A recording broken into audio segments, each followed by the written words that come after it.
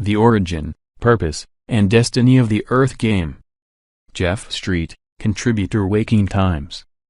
Understanding the origin, purpose, and true nature of the earthly reality that you are experiencing can be instrumental to transcending your current level of consciousness and moving up to the next level of the game.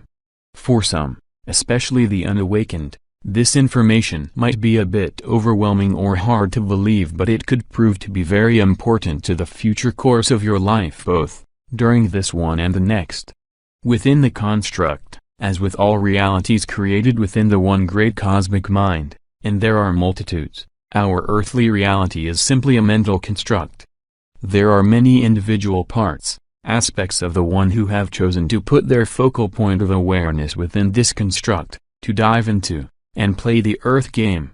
And they all chose to do this for the same fundamental reason, because it provides extremely interesting and formative experiences that drive the evolution of consciousness. And this is the point of all realities, because the foundational stuff of existence is consciousness. You are one of these aspects of the one that is playing the Earth game right now. Whether you know it or not, your true essence is, and always has been, a thread of the universal consciousness. And you, and the higher levels of you, on behalf of the One, have been exploring the nature of yourself and existence by creating a multitude of realities and playing a multitude of roles, lives, within those realities. The separation game, in most of the multitude of realities that we created and played within, we knew, to varying degrees, what we were, creator beings that are integral parts of the one creator being, source consciousness, prime creator, God, or whatever else you like to call it. But within this great diversity of realities, there were none in which we completely forgot what we were, and this possibility intrigued us immensely. What would that be like? And what could it teach us? It certainly seemed like it might be very interesting, to say the least. So in our eternal quest to know ourselves, we, for example, higher levels of ourselves, set out to create this new type of reality, one where we would completely lose our connection to our divine source, forget that we are creators of our reality, and forget that we are all one. A reality where we would think we were separate from the creator and each other, a reality that could aptly be called the separation game. Our entire universe is a manifestation of the separation game. It's like a huge multi-stage set where the separation game is playing out on many worlds and at many levels. It's an immensely fascinating multi-level game that I will be exploring further in future articles. Follow the blog to stay tuned. One of the worlds where the separation game is in full swing is our very own planet Earth. Even though the separation game isn't limited to Earth, I am focusing on its manifestation on Earth for two reasons. 1. For the obvious reason that everyone reading this article is currently immersed in this game right here on Earth. I doubt many ETs are following my blog. And, 2. The state of the game on Earth is fast approaching a great transition point which should be of great interest to all the participants. It certainly is to a wide array of non-physical beings as well as ETs that are observing and even assisting players within the game. Some of you may object to my characterization of our earthly reality and lives as a game. And that's because you have forgotten the real you, and become deeply immersed in the illusory drama. The term game is actually quite appropriate, just as both kids and adults choose to play games for fun, entertainment, and to learn, so do our souls choose to play within the earthly reality construct. In fact, our experience of the earthly reality works in a way very similar to how our computer games work. In a computer game, you are the player and your consciousness controls an avatar within the game world. You perceive, experience, act and react within the game world as your avatar, the character you are playing. But because you can't completely forget that the real you is outside the game, you never get completely lost in the game and think that it is real. You know that it's an illusion. In a very similar way, your soul is the consciousness that is directing your avatar, your body, within the Earth game world. The big difference is the Earth game was designed in such a way that we would forget that we are souls playing within an illusory world. And so we get deeply lost within it and begin to believe that it is real and that there is nothing else. and our souls willingly choose to play the Earth game just as people willingly choose to play computer games. Designing and creating the separation game, it was not at all obvious how to create a reality where we would feel completely separate from our source and each other and forget we are creators. We experimented with many designs before hitting on something that worked. The key elements that allowed the objective to be achieved were the veil of forgetting, the role of the adversary, our limited physical senses that perceived the world as discrete and separate objects, the substantial delay between our thoughts and their manifestation into reality, and the very strong contrast between the polarities present. Within this context, an interesting and powerful psychic structure emerges fairly quickly after incarnation, the ego. Its emergence is a natural consequence of the highly dualistic nature of the reality that our consciousness finds itself in, as well as the other constraints and elements mentioned. The perception of separation of self and others, the perception of duality, us versus them, good versus bad, have versus have not, etc., and perception of limitation rapidly leads to a devolving of consciousness that self creates an ever-deepening and strengthening illusion of separation, and so the separation game is sustained. The broad term for the level of consciousness that this type of reality births, and then which sustains or deepens that reality, is duality consciousness or separation consciousness. The level of consciousness is one that thinks it is separate, alone, and a victim of its circumstances.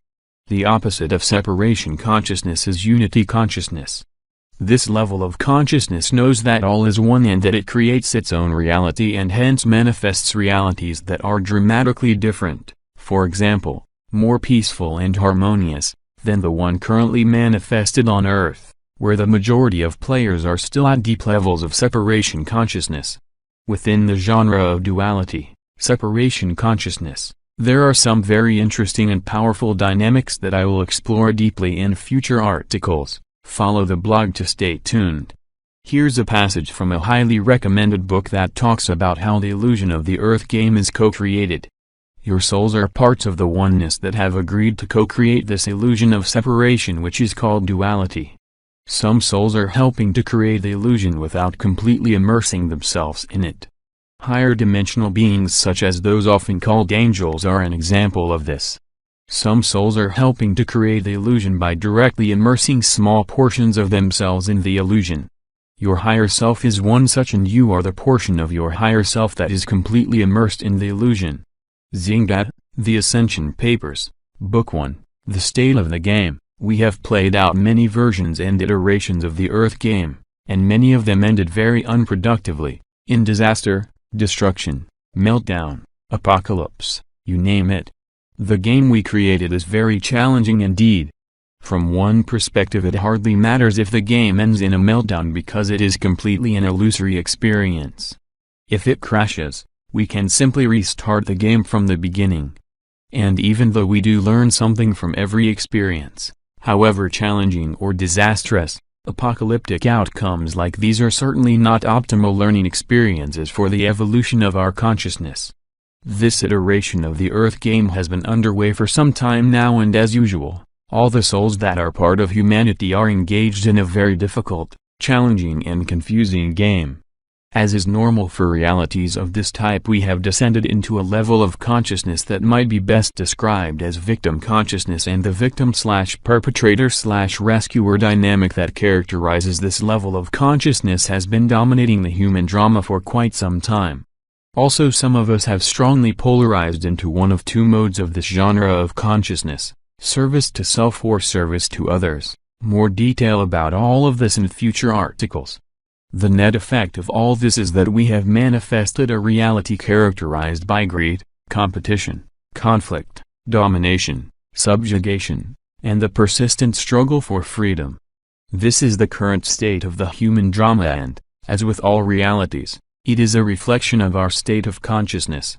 The end game, this iteration of the game would likely follow a very similar course as all the others if it were not for one thing. We had experienced enough suboptimal scenarios and decided to introduce a stimulus, from outside the game, to steer it to a much more rewarding and productive conclusion.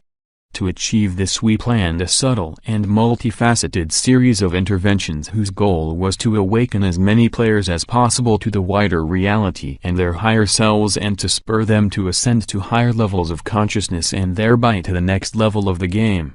The details of these stimuli are quite interesting, but beyond the scope of this article. Stay tuned, because I may write about this in the future. I like to call this benevolent intervention Operation Uplift Humanity, and it is being orchestrated by many higher levels of ourselves and has been in progress for some time now. The good news is that the stimulus has reached critical mass and we are entering a period of rapid and great change, a period of great transformation in ourselves and our world. Yet only those souls that can awaken within the game and attain higher levels of consciousness will graduate to the next level, a new and transformed version of Earth.